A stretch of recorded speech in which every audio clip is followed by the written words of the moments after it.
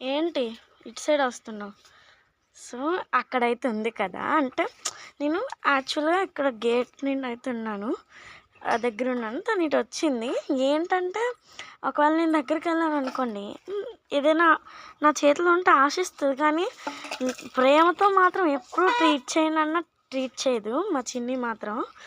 అదేంటో మా చిన్ని ఇగోండి పొడుస్తుంది. అదే ఇప్పుడు నేను ఒకవేళ ఇగోండి ఇక్కడ రైస్ ఉంటుంది, రైస్ తీసుకుంటున్నాను నేను. చిన్నదైనా అట్లీస్ట్ ఇంత కొద్ది తీసుకున్నా చాలు. సో ఇప్పుడు మాత్రం ఎంత ఎగబడి మాత్రం తింటుంది అంటే చూడండి ఇప్పుడు నేను పెట్టకపోయినా దీని వంక చూస్తుంది. నార్మల్గా అయితే పట్టించుకోదు అయితే మా చిన్ని.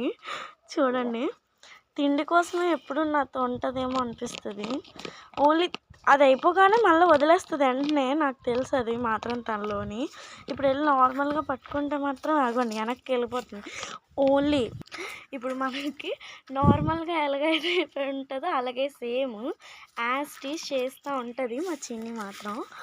ఆగు మరి, పారిపోతావా ఎక్కడికి? దా చూడు, ఇలా చేయి పెడితే వస్తావు కానీ అలా అయితే రావా? బాయ్. మీకు కనుక ఈ వీడియో నచ్చినట్టయితే ప్లీజ్ సబ్స్క్రైబ్ చేసుకొని బాయ్. లైక్ చేసుకోండి, చిన్న కన్ఫ్యూజన్. సో ప్లీజ్ సబ్స్క్రైబ్ చేసుకొని లైక్ చేయండి. మా చిన్ని పాప కుట్టి పాప ఎలాగైతే ఉందో కామెంట్ చేయండి. బాయ్ బాయ్ చెప్పు. బాయ్ బాయ్ అని చెప్పలేవా? బ్యాడ్ కామెంట్స్ మాత్రం పెట్టకండి.